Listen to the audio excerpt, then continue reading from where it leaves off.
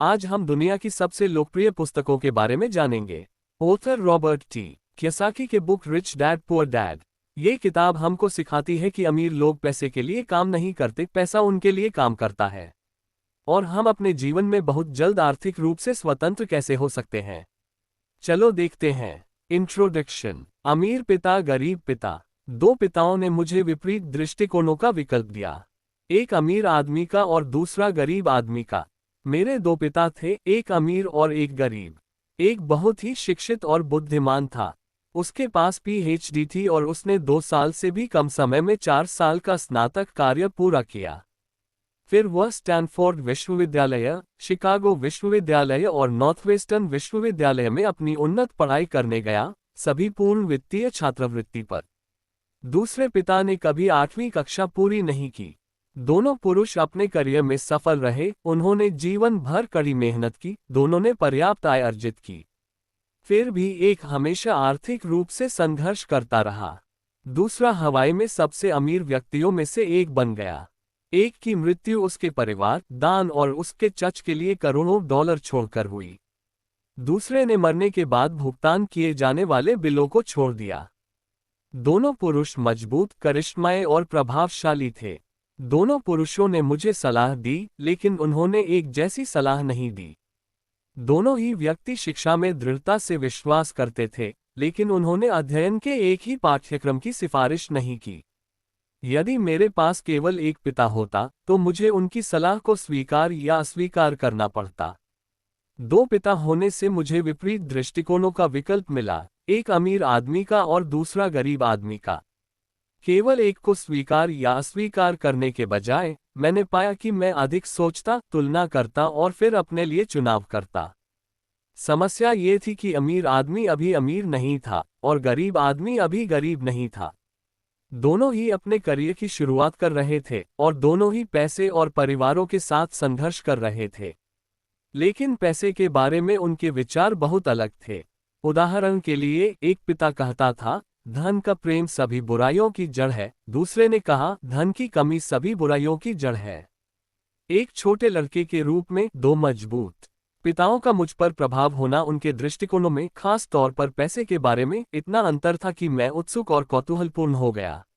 मैं लंबे समय तक सोचने लगा कि वह क्या कह रहा है। मेरा निजी समय बहुत ज्यादा चिंतन करने में बीतता था। मैं खुद से ऐसे सवाल पूछता था, वह ऐसा क्यों कह रहा है? और फिर दूसरे पिता के कथन के बारे में वही सवाल पूछता था। ये कहना ज्यादा आसान होता, हाँ वह सही कह रहा है, मैं उससे सहमत हूँ, या फिर यह कहकर दृष्टिकोण को अस्वीकार कर देना कि बूढ़ा आदमी नहीं जानता कि वह किस बारे में बात कर रहा है। इसके बजाय, मेरे दो प्यारे पिता होने के कारण मुझे सोचने और अंततः अपने लिए एक रास्ता चुनने के लिए मजबूर होना पड़ा। इस प्रक्रिया में अपने लिए चुनना लंबे समय में एक दृष्टिकोण को स्वीकार करने या अस्वीकार करने की तुलना में बहुत अधिक मूल्यवान साबित हुआ। अमीरों के अमीर बनने, गरीबों के गरीब बनने और मध्यम वर्ग के कर्ज में संघर्ष करने का एक कारण यह है कि पैसे का विषय घर पर पढ़ाया जाता है, स्कूल में नहीं। हम में से अधिकांश लोग अपने माता पिता से पैसे के बारे में सीखते हैं। तो गरीब माता पिता अपने बच्चे को पैसे के बारे में क्या बता सकते हैं? वे बस इतना कहते हैं, स्कूल में पढ़ो और कड़ी मेहनत करो। बच्चा बेहतरीन ग्रेड के साथ स्नातक हो सकता है, लेकिन एक गरीब व्यक्ति की वित्तीय प्रोग्रामिंग और मानसिकता के साथ। दुख की बात है कि स्कूलों में पैसा नहीं पढ़ाया जाता है। स्कूल शैक्षणिक और पेशेवर कौशल पर ध्यान केंद्रित करते हैं, लेकिन वित्तीय कौशल पर नहीं। ये बताता है कि स्मार्ट बैंकर, डॉक्टर और अकाउंटेंट जिन्होंने बेहतरीन ग्रेड अर्जित किए हैं, वे अपने पूरे जीवन में वित्तीय रूप से संघर्ष कर सकते हैं। हमारा चौंका देने वाला राष्ट्रीय ऋण काफी हद तक उच्च शिक्षित राजनेताओं और सरकारी अधिकारियों के कारण है जो वित्तीय निर्णय लेते हैं। पैसे के विषय में बहुत कम या बिल्कुल भी प्रशिक्षण नहीं। आज मैं अक्सर सोचता हूं कि क्या होगा जब हमारे पास लाखों लोग होंगे जिन्हें वित्तीय और चिकित्सा सहायता की आवश्यकता होगी। वे वित्तीय सहायता के लिए अपने परिवार या सरकार पर निर्भर होंगे। क्या होगा जब मेडिकेयर और सामाजिक सुरक्षा के पास पैसे खत्म हो जाएंगे? अगर बच्चों को पैसे के बारे में सिखाने का काम माता पिता पर छोड़ दिया जाता रहेगा, जिनमें से ज्यादातर गरीब होंगे या पहले से ही गरीब हैं, तो देश कैसे बचेगा? चूंकि मेरे दो प्रभावशाली पिता थे, इसलिए मैंने उन दोनों से सीखा। मुझे प्रत्येक पिता की सलाह के बारे में सोचना पड़ा और ऐसा करने से मुझे किसी के विचारों की शक्ति और उसके जीवन पर पड़ने वाले प्रभाव के बारे में बहुमूल्य जानकारी मिली। उदाहरण के लिए एक पिता को ये कहने की आदत थी, मैं इसे वहन नहीं कर सकता। दूसरे पिता ने उन शब्दों का इस्तेमाल करने से मना किया। उन्होंने जोर देकर कहा कि मैं पूछूं, मैं इसे वहन कैसे कर सकता हूं। एक कथन है और दूसरा प्रश्न है। एक आपको छूट देता है और दूसरा आपको सोचने के लिए मजबूर करता है। मेरे जल्द ही अमीर बनने वाले पिता समझाते थे कि मैं इसे वहन नहीं कर सकता या आपका दिमाग काम करना बंद कर देता है। मैं इसे कैसे वहन कर सकता हूं? ये सवाल पूछने से आपका दिमाग काम पर लग जाता है। उनका मतलब यह नहीं था कि आपको अपनी मनचाही हर चीज खरीद लेनी चाहिए। वह आपके दिमाग का इस्तेमाल करने के बारे में कट्टर थे। दुनिया का सबसे शक्तिशाली कंप्यूटर। वह कहते थे, मेरा दिमाग हर दिन मजबूत होता जाता है क्योंकि मैं इसका इस्तेमाल करता हूं। ये जितना मजबूत होगा, मैं उतना ही अधिक पैसा कमा सकता हूं। उनका मानना था कि अपने आप ये कहना कि मैं इसे वहन नहीं कर सकता, मानसिक आलस्य का संकेत है। हालांकि दोनों पिता काम करते थे कठिन। मैंने देखा कि एक पिता को वित्तीय मामलों में अपने दिमाग को शांत करने की आदत थी और दूसरे को अपने दिमाग का इस्तेमाल करने की आदत थी। दीर्घकालिक परिणाम ये हुआ कि एक पिता आर्थिक रूप से मजबूत हुआ और दूसरा कमजोर हुआ। यह उस व्यक्ति से बहुत अलग नहीं है जो नियमित रूप से व्यायाम करने के लिए जिम जाता है और वह व्यक्ति जो सोफे पर बैठकर टीवी देखता है। उचित शारीरिक व्यायाम आपके स्वास्थ्य की संभावनाओं को बढ़ाता है और उचित मानसिक व्यायाम आपके धन की संभावनाओं को बढ़ाता है। मेरे दो पिताओं के दृष्टिकोण विपरीत थे और इसने उनके सोचने के तरीके को प्रभावित किया। एक पिता ने सोचा कि अमीरों को कम भाग्यशाली लोगों की देखभाल करने के लिए अधिक करों का भुगतान करना चाहिए। दूसरे ने कहा, कर उन लोगों को दंडित करते हैं जो उत्पादन करते हैं और उन लोगों को पुरस्कृत करते हैं जो उत्पादन नहीं करते हैं। एक पिता ने सुझाव दिया, कड़ी मेहनत से पढ़ाई करो ताकि तुम्हें काम करने के लिए एक अच्छी कंपनी मिल सके। दूसरे ने सुझाव दिया, कड़ी मेहनत से पढ़ाई करो ताकि तुम्हें खरीदने के लिए एक अच्छी कंपनी मिल सके। एक पिता ने कहा, मैं अमीर नहीं हूं क्योंकि मेरे पास तुम बच्चे हो। दूसरे ने कहा, मैं अमीर इसलिए हूं क्योंकि मेरे पास तुम बच्चे हो।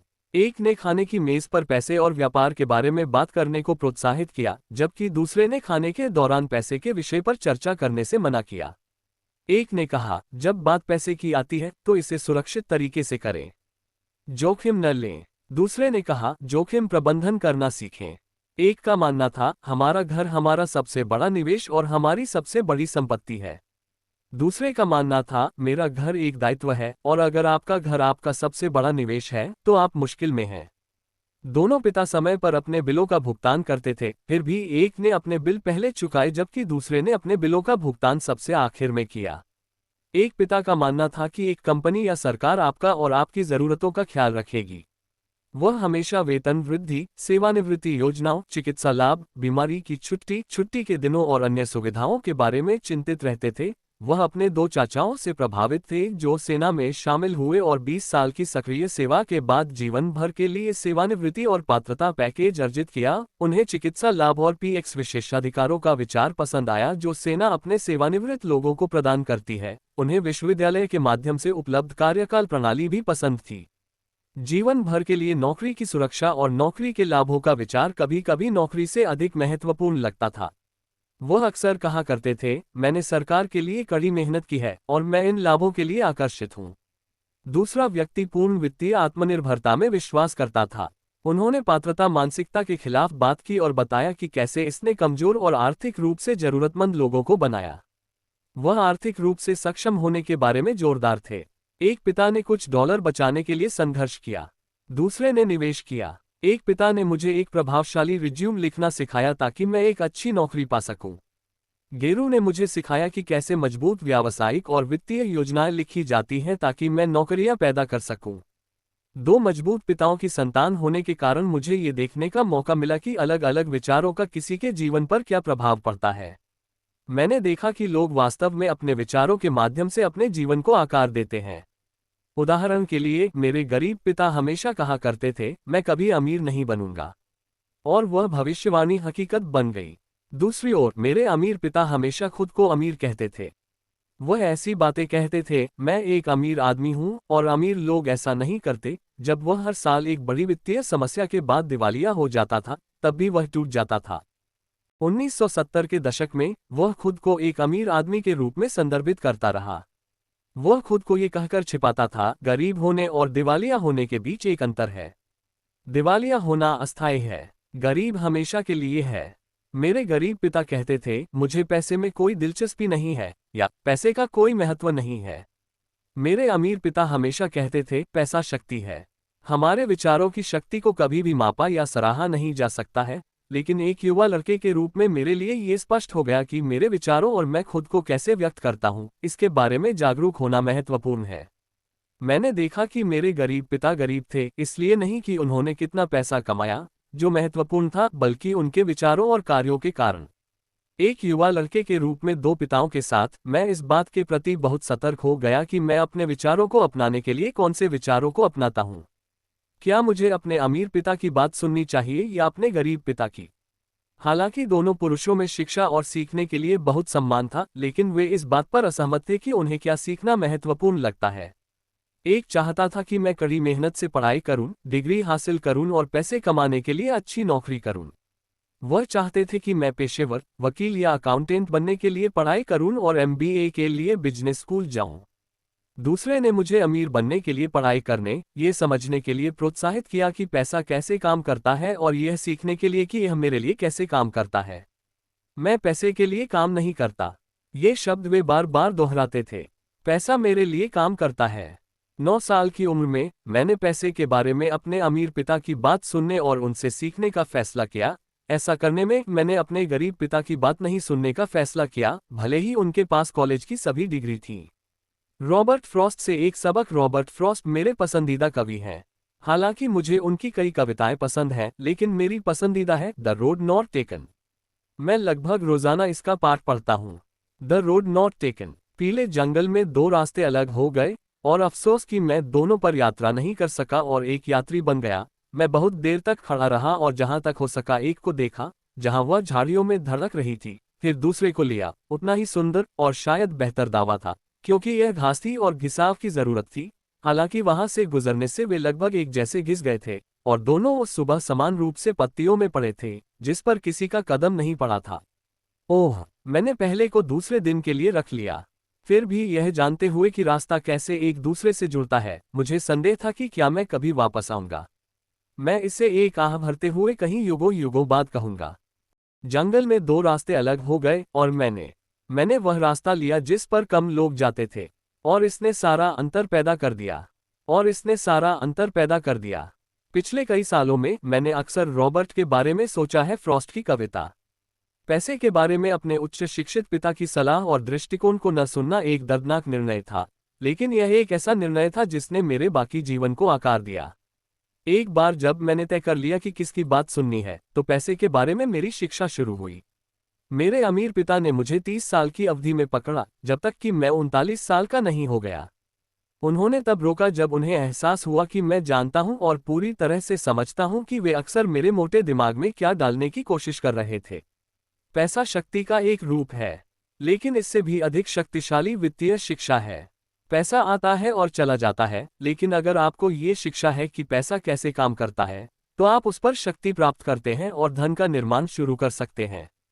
सकारात्मक सोच अकेले काम नहीं करती है, क्योंकि ज्यादातर लोग स्कूल गए और कभी नहीं सीखा कि पैसा कैसे काम करता है, इसलिए वे अपना जीवन पैसे के लिए काम करते हुए बिताते हैं। क्योंकि जब मैंने शुरुआत की थी तब मैं केवल 9 साल का था। मेरे अमीर पिता ने मुझे जो सबक सिखाए वे सरल थे, और जब ये सब कहा और किया गया तो केवल 6 मुख्य सबक थे जो 30 वर्षों में दोहराए गए। ये पुस्तक उन 6 पाठों के बारे में है, जितना संभव हो उतना सरल, ठीक वैसे ही जैसे मेरे अमीर पिता ने मुझे वे पाठ बताए थे। ये पाठ उत्तर नहीं है, बल्कि ऐसे मार्गदर्शक हैं जो आपको और आपके बच्चों और आपके परिवारों को अमीर बनने में मदद करेंगे, चाहे इस दुनिया में जो भी हो। ये पुस्तक उन 6 पाठों के बारे में है जो संभव हो उतने ही। अगले वीडियो में हम इसके 7 लेसन्स के बारे में जानेंगे। कृपया कमेंट करें कि आपको ये कैसा लगा और हमारे चैनल बियॉन्ड इनफैक्ट को सब्सक्राइब करें।